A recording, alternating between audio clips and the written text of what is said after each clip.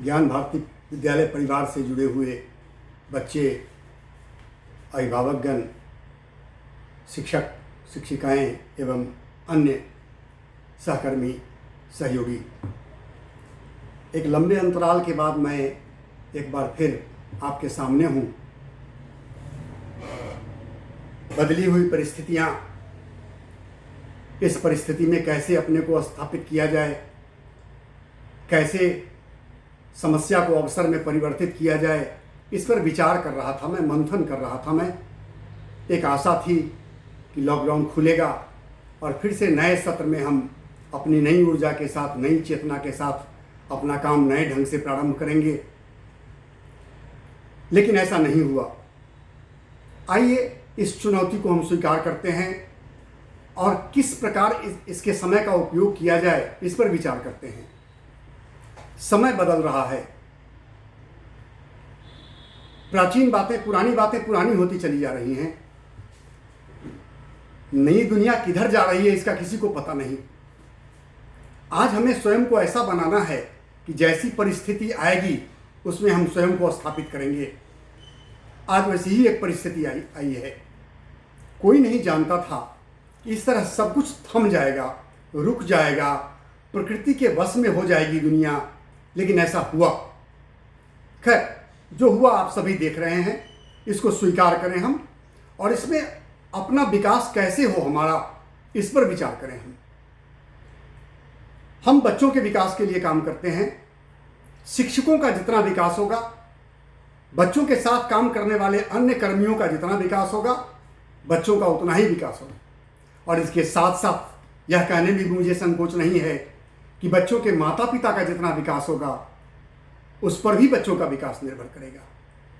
क्यों न हम इस समय का उपयोग करें आत्मनिरीक्षण में, आत्मसंयम में, आत्मोद्धार में, अपने को विकसित करने में। It is the proper time to develop our self. अब हम कुछ बिंदुओं आपके सामने रखना चाहता हूं, जो हमें क्या क्या करना चाहिए। एक लंबे अंतराल के बाद मैं आपके सामने इसलिए हूं कि मैं प्रयोग कर रहा था। एक शिक्षक होने के नाते, एक संचालक होने के नाते मैं प्रयोगधर्मी हूं। पहले खुद करता हूं, फिर बच्चों के सामने उसे लाता हूं। आज हमारे पास समय है। कहा गया है कि early to bed and early to rise makes a man healthy, wealthy and wise. तो आज हमारे पास समय है। क्यों नहीं हम अपनी दिनचर्या इस तरह की बनाएं कि हम जल्दी सो जाएं, सुबह जल्दी जगें। सुबह जल्दी जगने का अपना एक अलग लाभ है। वातावरण पवित्र होता है। भारतीय मनीषा में ब्रह्म मुहूर्त को बड़ा ही उत्तम मुहूर्त कहा गया है किसी काम के लिए। और पहला काम हमें करना है आत्मविकास का, अपने को विकसित करने का। उसके लिए जरूरी है ध्यान, प्राणायाम। प्राणायाम के द्वारा अपने ध्यान को केंद्रित किया जा सकता है। प्राणायाम कुछ नहीं करना है आपको। यह कोई बड़ी बात नहीं, यह कोई बड़ा योग नहीं, एक छोटी सी बात है। हम जितनी अच्छी हवा सांस लेंगे, जितनी शुद्ध हवा हमारे भीतर जाएगी, जितनी अधिक मात्रा में हवा हमारे भीतर जाएगी, उतना ज़्यादा प्राणवायु हम ग्रहण करेंगे। और प्राणवायु का बड़ा ही महत्व है हमारे लिए। प्राणवायु से मेरा तात्पर्य ऑक्सीजन से। तो गहरी सांस लेने और छोड़ने की आदत विकसित करनी है। कोई जरूरी नहीं कि विभिन्न जो गुरुओं के द्वारा बताए गए रास्ते से ही हम चलें। हम अपना रास्ता भी बना सकते हैं। हम कैसे गहरी सांस लें और कैसे छोड़ें। हमारे बच्चे जानते हैं कि हमारा जो लंग्स है, फेफड़ा जो हमारा है, उसमें छोटे छोटे चैम्बर्स बने हुए हैं और उस चैम्बर्स में हवा जाती है, ऑक्सीजन अवशोषित होता है, कार्बन डाइऑक्साइड उसमें चला आता है, जिसे हम सांस के द्वारा बाहर छोड़ देते हैं। तो जितनी गहराई से सांस लेने की ज़रूरत है, छोड़ना तो स्वतः हो जाएगा। बच्चों, इस बात को समझने की ज़रूरत है। अपनी बुराइयों को हटाने से, उस पर समय खर्च करने से ज़्यादा अच्छा है अच्छाइयों को अपने भीतर समाहित करना। ठीक वैसी ही बात, अगर गहरी सांस हम लेते हैं, ऑक्सीजन हमारे भीतर जाता है, कार्बन डाइऑक्साइड स्वतः बाहर निकलेगा। और हमारे रक्त का परिष्कार उतना अच्छा होगा। सांस तेज चलेगी, रक्त परिसंचरण अच्छा होगा, हमारे अंग प्रत्यंग अच्छा काम करेंगे, हमारा मस्तिष्क में भी शुद्ध रक्त जाएगा और हम ज़्यादा काम कर सकेंगे, हमारी बुद्धि तीक्ष्ण होगी। तो पहला मंत्र कि हम सुबह जगें और नित्य क्रिया से निवृत्त होने के बाद कुछ व्यायाम करें, शारीरिक श्रम का कार्य करें और फिर प्राणायाम करें।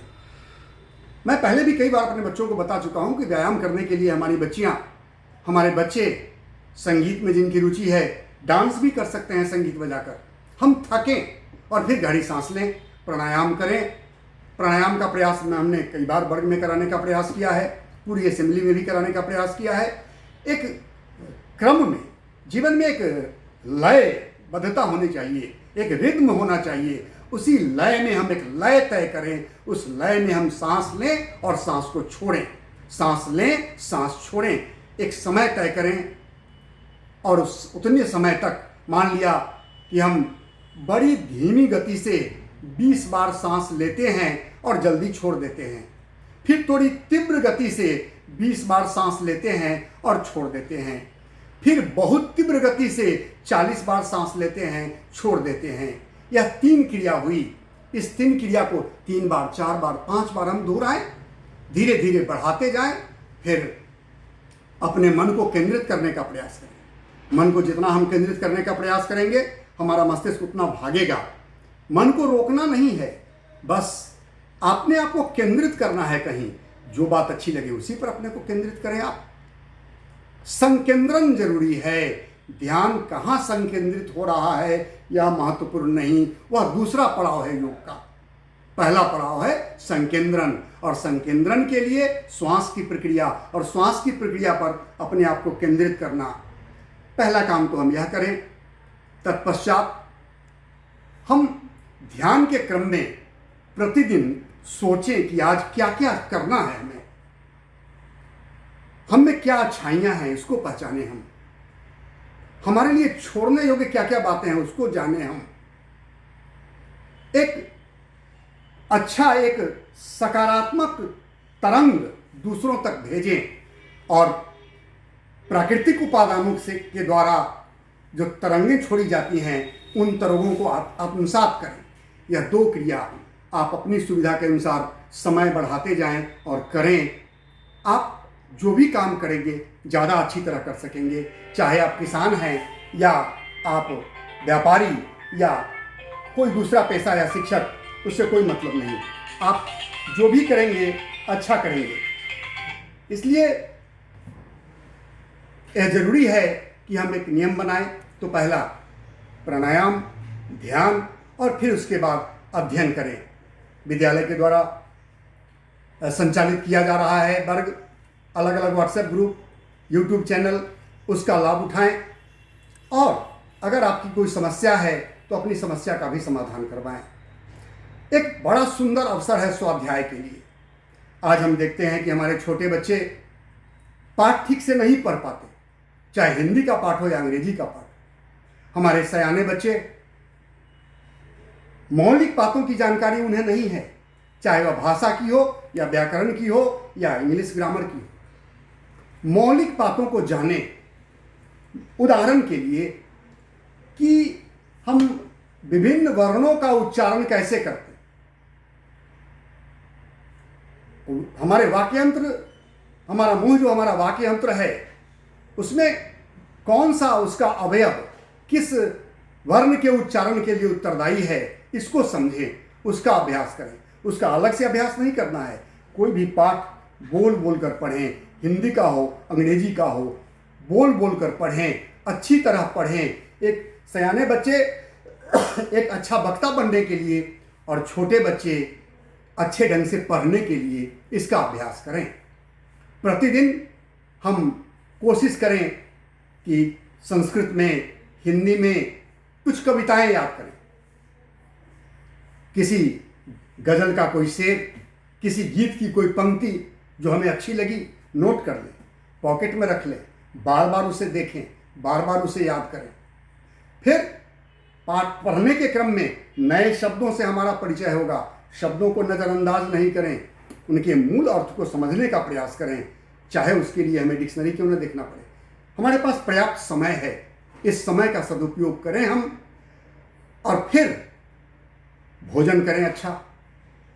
सरकार का जो निर्देश है सोशल डिस्टेंसिंग का, फिजिकल डिस्टेंसिंग का पालन करें, अपने परिवार के साथ समय बिताएं, अपने माता पिता से ज़्यादा जुड़ें, उनको जानें, उनको समझें, अपने परिजनों को समझें और संभव अपने माता पिता के काम में सहयोग करें। तो पढ़ाई, खेलना, प्राणायाम करना, ध्यान करना और अपने मन को संकेंद्रित करना, गणित विज्ञान की जो बातें हम नहीं समझ पाते हैं, जो फंडामेंटल्स हैं, मौलिक बातें हैं, उनको समझने का प्रयास करें। मैंने शिक्षकों से भी आग्रह किया है कि पाठ पढ़ाने से ज़्यादा हम मौलिक बातों पर ध्यान दें, बच्चों को मौलिक बातें समझाएं। उदाहरण के लिए हमारे बच्चे दिन रात देखते हैं कि जब ग्लास में हम ठंडा पानी रखते हैं तो उसके चारों ओर भाप जम जाता है। क्यों? पाठ्यक्रम में तो हम पढ़ लेते हैं, लेकिन सामान्य जीवन की मौलिक बातों को नहीं समझ पाते। हम प्रतिदिन अपने जीवन में खोजें कुछ ऐसी बातें और उसका कारण ढूंढने का प्रयास करें। इससे हमारा मानसिक विकास होगा और फिर शारीरिक विकास, मानसिक विकास, समाज का विकास होगा, हमारे परिवार का विकास होगा और हम आगे बढ़ेंगे। प्यारे बच्चों, मैं बच्चों से चाहता हूं कि किस विषय पर मैं आपको बताऊं। 9 और 10 क्लास के लिए अंग्रेजी के पाठ्यक्रम से अलग अलग बातें मैं शुरू करूंगा। 9-10 के लिए स्पेशली मैं बता दूं कि 9th क्लास का जो पहला अंग्रेजी का पाठ है, जिसमें ई लर्निंग की बात की गई है, आज वह सत्य हो रही है बात या नहीं? हालांकि उसमें 2057 की बात है, लेकिन आज तो हम देख रहे हैं 2020 में ही ई लर्निंग की जरूरत आ पड़ी है। उसी तरह जीवन में आगे बढ़ने के लिए 3 चीजों की जरूरत है। धर्म वही है जो 3 चीजें जीवन में आगे बढ़ने के लिए जरूरी हैं: प्रेम, करुणा और दया। बुद्ध ने इसी का उपदेश दिया, महावीर ने इसी का उपदेश दिया। राम का पूरा जीवन इन्हीं 3 तत्वों पर आधारित था। जितने महापुरुष हुए हैं भारतीय मनीषा में, उनका जीवन इन्हीं 3 तत्वों पर आधारित था। तो प्रेम, करुणा और दया का समावेश हमारे भीतर होना चाहिए, और इसका सबसे अच्छा उदाहरण है अंग्रेजी का पहला पाठ लेंचो, जिसमें फेथ की बात की गई। और फेथ उस किसान को विश्वास है ईश्वर पर। ईश्वर में विश्वास कब हमारे भीतर उत्पन्न होगा, या किसी में विश्वास। मैं नहीं कहता कि आप ईश्वरवादी हैं, ईश्वरवादी हैं, उससे कोई मतलब नहीं। अपने आप में विश्वास तब पैदा होगा जब हमारे भीतर 3 तत्व होंगे: प्रेम, करुणा और दया, और तभी इस करुणा को भी हम दूर कर सकेंगे। प्यारे बच्चों, आज इतना ही। फिर मैं अगले दिन आपके सामने उपस्थित होऊंगा अपनी नई बातें लेकर, और 9-10 के बच्चों के लिए अंग्रेजी के पाठ्यक्रम लेकर, दूसरे वर्ग के बच्चों के विभिन्न विषयों के पाठों को लेकर मैं कुछ बिंदुओं को लेकर मैं बच्चों के सामने रखूंगा जो सभी बच्चों के लिए उपयोगी होंगी। आप स्वस्थ रहें, प्रसन्न रहें और सरकार के द्वारा बनाए गए नियमों का पालन करें। हम सुरक्षित रहेंगे तो फिर हम कर लेंगे नया, फिर हम पूरे 12 महीने का काम 6 महीने में कर लेंगे। लेकिन अगर हम अस्वस्थ हो गए तो हम नहीं कर सकेंगे। इसलिए प्यारे बच्चों, अपने स्वास्थ्य का ध्यान रखें, अपने माता पिता का ध्यान रखें, अपने परिवार के बुजुर्गों का ध्यान रखें, और फिर अपने विकास के लिए हमने क्या किया, प्रतिदिन सोने से पहले ध्यान करें, समझें, जो कमी रह गई कल होकर पूरा करें। बहुत बहुत धन्यवाद आप सबों को।